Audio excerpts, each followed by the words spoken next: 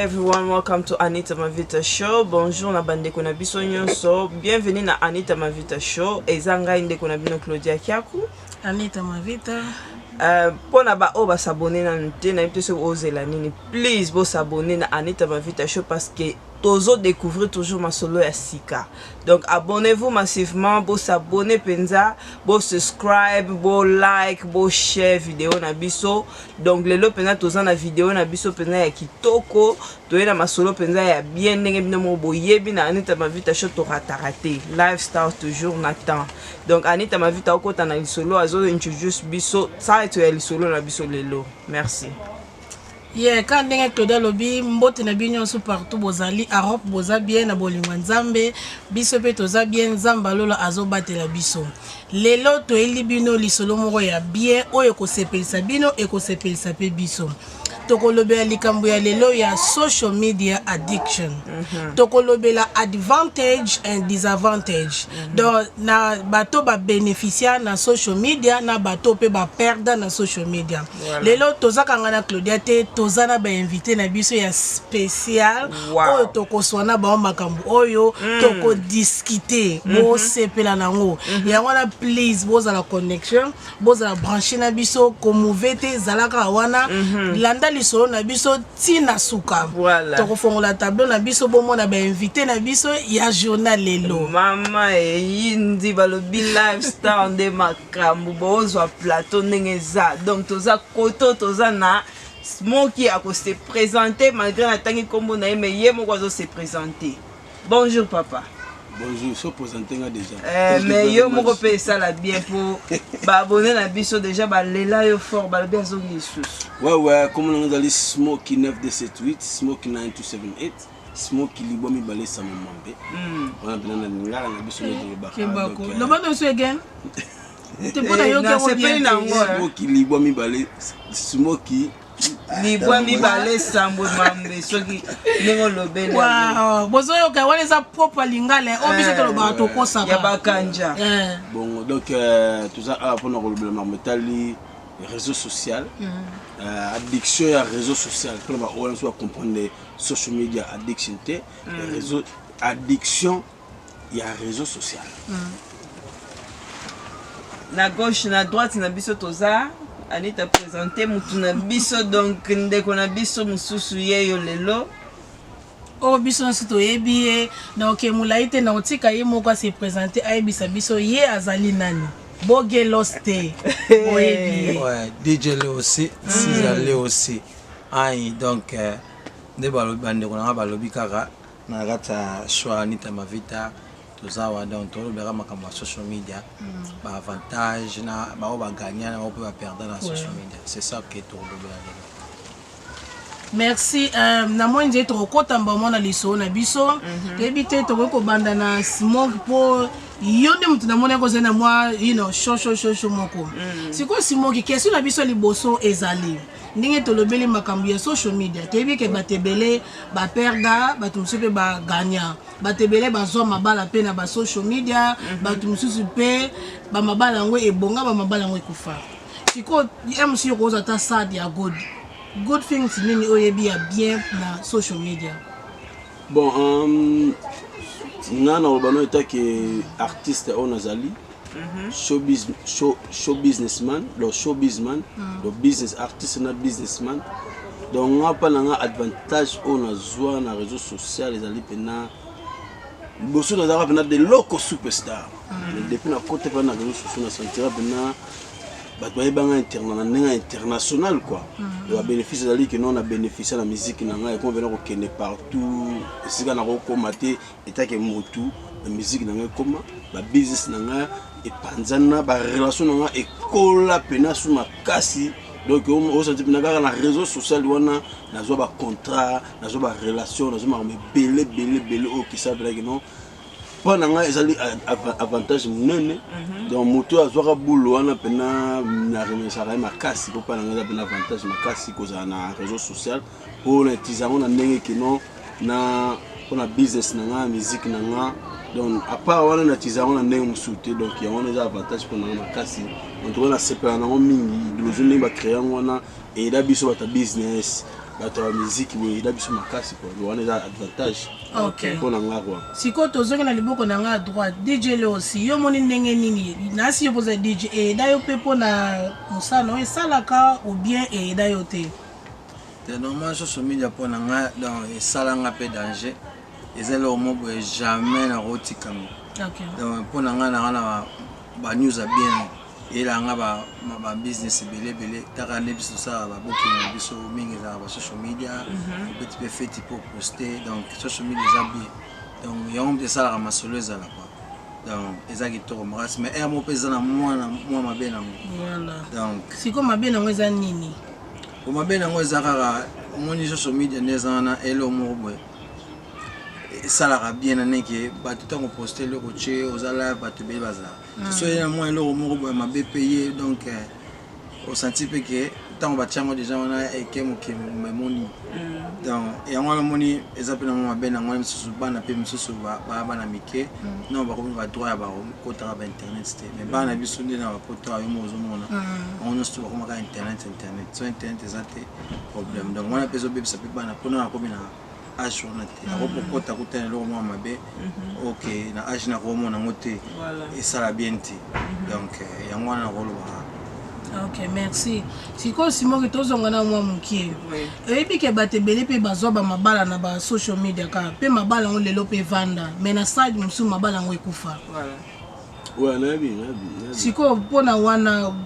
toko explike mwa moke ndenge nini bon mpona nga mpena réseau social eza mpena na problème te eza nde bato baza na kati ya réseau social nde bango nde baproblème toza mutu dimoko ozwi bulu na yo mpona kokota na réseau social nyonso mpona social network tobenga social network donc yomoni babengo network donc networking donc kotravaille na kati siko ntango ofongoli email okoti na kati donc veut dire yom tozali responsable makambo tozala na kati ya réseau social donc yom toza responsable ubete okoki komibebisa na kati ubete okoki komibongisa na kati donc nga mpona réseau social eza stand mpona makambo wana sikoyo ndenge eza wana okokuta mpe na mwasi mpe ya bien bondi mpe kosolola po réseau social yango ozali so ozali na Facebook obe Instagram biloko tozali na baappel na bavideo appel mosusu neti ngane na bosi moto azososanga trop na bane abengana no live bibengana na video mpona yeba soki naoswana nani mona ntango mosusu mpe mona bibenga video aboyi ote na benga video ti wana leo kopalaki amuta mystique mosusu mpe benga video abengi okuta mpe na motu ezaka libala te bamaster mpe tokutana mpe ke omona bakuta bamaster bakomoswana neti nga bafanatike mosusu nakoma bakuta yango basporter mosusu mona meleke non toma mpe na relation mpe bien à partir ya réseaux sociaux okuta mpe na motu mpena pene aza mpe sérieux bato mpe ya kala donc na bana bachik na bandeko mosusu kutu oke pene okoti boye bokomba mobo bokomba neni tika nalanda olande boye mwana père aleki na bino moko boye boyebana kutu te me apartir réseaux sociaux boyebani ndeko moko boye ampe soki mpona ba réseaux sociaux te me nga nyonso nakuta mpe na bandeko mosusu te na bamasa mosusu te baréparation mosusu te donc libala okozwa mpe ya bien bokuta mpe na motu mpe po bokokutana te bokuta mpe na motu okotoma mpe okuta mpe na motu mabe yango ezali na avantage na désavantage bamosusu mpe bakufa mpe akuta na motu moko boye ndani moto aza serieux kila abakaka ne bato abeni yo na piège na ye bokokuta bo na park mo pa abare neno ozokompana ezali na avantage na différence mais edépende kaka ndenge nini yo ozokoutilize yango mais sikoyo simoki pardon ke mwa quick wamnange ke mwa quick mais sikoyo eza na bato misusu mpena bakoma koabuse social media basurtout totiela koka bakapo bapapa ebele bapapa ebele bamama ebele banda vanda na phone bamosusu bazikisa biloko na moto bato misusu mwana napesi etondaki nango aza kuna ta wana te depuis akota na ye wife akotaki so mpe na whatsapp so mpe na facebook donc tema akotaki na aza concentré na makambo nazosala nayebi ke ndenge olobi ndeti opesi exemple olobi ke social media eda yo na makambo no mais siko na bato modele basalelaka yango temozo bazo na raison ngambo komo na nga ziksa ba moko na kota so ba nga so za mingi mambo ya promo so na kota na betaka statut mo boy statut mo siko sala paga elengele ki trop o se dit ba views ba comment ba nini na kota ni na kota ka boy nzambe kaka na bula siko na mo retard na kuta pela donc mai se kauka kubanda olamba bon bilo comment bela mwendo siko siko wana eza tu la ga mo ke ko beta pega pa donc siko pa na ngala minja ya bela ngino mais epesa nga pe mo mayele po parce que na comprendre que na bi akambo so na ratango et puis ko mo boye débat na groupe ba ko tsanga na WhatsApp ba ko tsanga na groupe mo bo siko no ko na groupe mo boye mutu mo boye abana ko finga ninga siko nga ko bote finga nga ni siko ba de ba de msu ba koti fana ke boulot siko fana ke boulot fana nga siko 5h obi ke natala rolala elekani na suzuka boy chance na tchaka alarme 5h na zo komaka kuna kaka donc bozo continuer ko discuter ba ni 5h so ba belo ko tebe salamela nga na zwa pe mama yele na bi te maramo na rola ndela ngo boy ti pour ezo ko donazo ko mi bebisa na kati ya makambo donc ezo ko comment contrôler nga kutu tema siko kandele ki na bite na tika na Facebook na Instagram na longwa ba Twitter ba Snapchat na longwa na kanda pona moi di oche photo awa faut que le tsukuna et comme c'est moi too much omoni siko bilo ko na te réseaux sociaux yo moko ne mutu otiki réseaux sociaux ngo e contrôler nga omoni siko bilo ko te mesala menanga na zo mo ba conscience na comment moi normal donc ba bilo les apena que soki omitiki yo moko mais ça peut pas des avantages non mais ça peut pas ezali ekomi pene belé côté ya makama mabe eleki ya makama malamu ko ebomi ba mabale be ete pe ba problème to pesa net exemple bana excusez-moi te to ko batiki social media ebomi mabala ebomi mabala na lingala to utiliser ke ebomi do batebele so ba comprendre que social media ego bomelo te yo mo no bomelo ko na kata réseaux sociaux j'espère que bozo comprendre mam to loba bo kindenge ndeko na biso lobi ke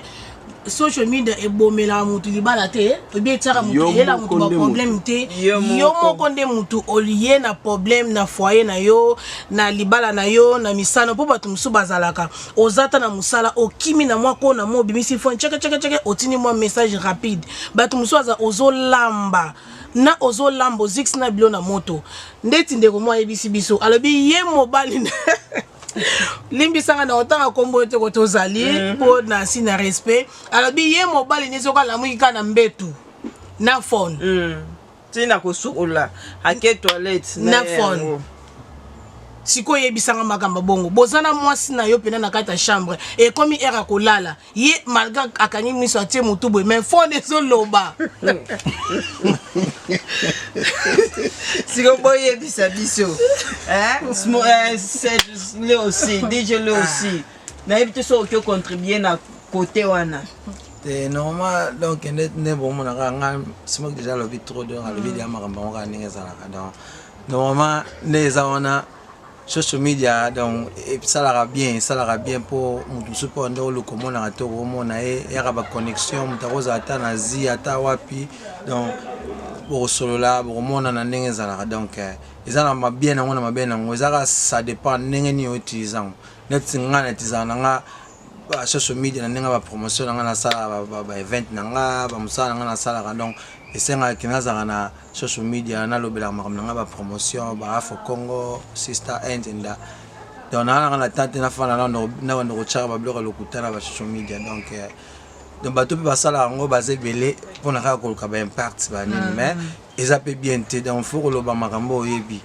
donc ezara bien te que o loba le kambo yo yebi te donc au monika mutachelo ko statut pour bandika so que na source na ngolem so comprendre que ça na ngone ngwana te donc yango botsika biyoka yoka botsika ko loba ba social media na donc na habité quoi donc botisa nga bien excusez-moi compléter le mot lo ça lobi wana amesh le mot va bien moni le lo oyo ba likes ba views ba comments et ko be ko get into ba tumsuba wana na kati ya réseaux sociaux donc ba mingi siko mona mutu zuzu boye alors qu'il n'est non ah Smoky exemple kaka exemple ezaka exemple Smoky ayibaki parce que au moins bato ba comment wana lonengo elekelo ba yebi yote ba yebi pete suko yibaki ngo solo ba yebi histoire ngote mamoka ah Smoky muyibi ah Smoky ngako yi ah Smoky ko muyibi bonenga nini ozomona ba bloko na tout peu donc ça parce que ba tu misusu ba me kotisi na kati wana bazo se comprendre souté sur ebi ke ba tu misusu ba mi bosa na bango na kati ya réseau social nandeni ba mi bosa na bango moko omoni na mutu ne tya normal imagine mutu zo au soir ne tinga to discuter alenga siko to discuter non na normal bo alenga so na kina réseau social to même ya on a sur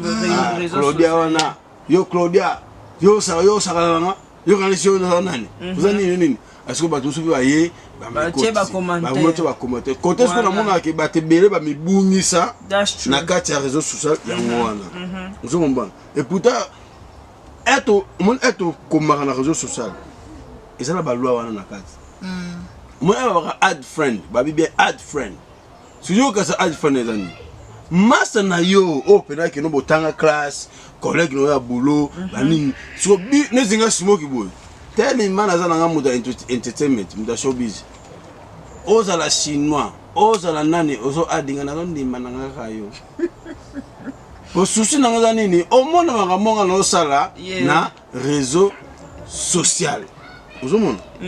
njongo nena code pena réseau social eza bien dit bamo bakoma kuna kino ko adi moto to yebite mais quand on lobi ya solo batebe ba comme ad non ade la moi na pese exemple vino na pese ngamo po elaksa que non mambo to zo ba o ezate que non to betara masula batu to betara skona masula en général pour to megape ko kabola moi knowledge mukena communauté na biso pour être betara masula réseau social oyo en tout cas bosse za ki to no tina message ti ah moni ba vidéo qui muta filmer muta lamsu muta Smoky akine na bar ameli na ya langwe eta ki na star ale ba junga ba filmer ngane na lala ki ba ndiko panza ngo to pekisa ba makambo to tema makambo lorsque to mema mo comme grave comme grave et vous avez souvent muta moni ki ba zo tuba Smoky mbeli mais a une fois azo filmer na place ya nzuzu abengambi assez vite azo filmer pendant tout addiction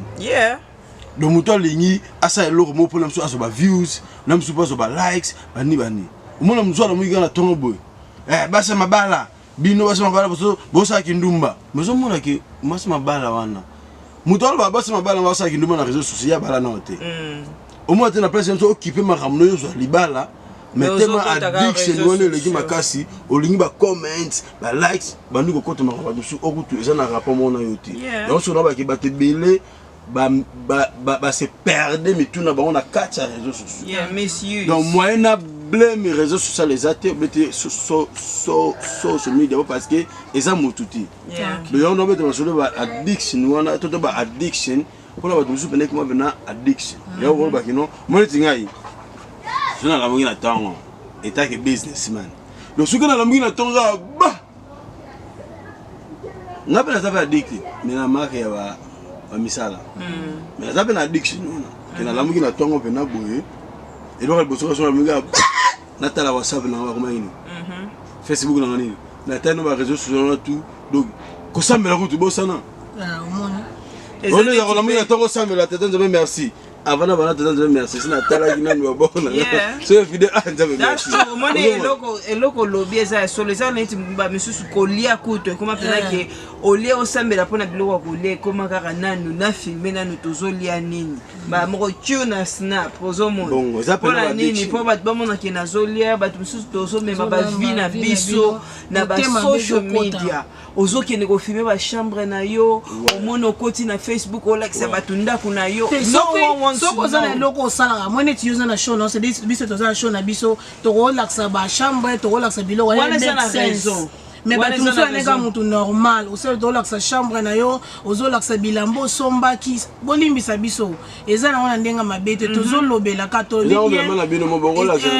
to loba bien que advantage na disadvantage donc ba bien na ba mabe yango tolobela tomekana kolobela na mwa moke ndenge ezokoaffecte bafamille between baparent na bana basocial media oyo mpe yeah ouais. Neti eza na photo moko lakisaki ngai aussi yo okoki opesa biso exemple moko neti between parents na kids réseaux sociaux ezosala nini elanga réseaux sociaux na social media nde eza wana mpona bana ezobebisa bana sola ndango bien po atanga na ndako na bana namona toujours bana